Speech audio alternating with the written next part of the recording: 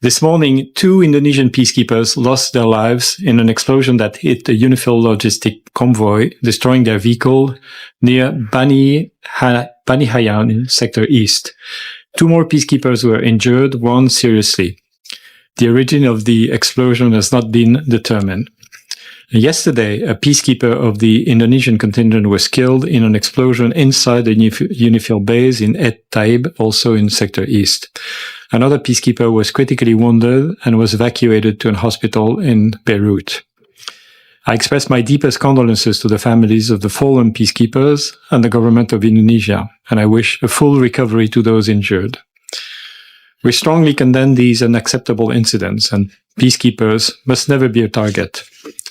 UNIFIL is investigating these incidents to determine the circumstances of these tragic developments. We also remain seriously concerned about several aggressive incidents against UNIFIL peacekeepers in the past couple of days. All acts that endanger the peacekeepers must stop, and all actors must adhere to their obligations to ensure the safety and security of the peacekeepers at all times.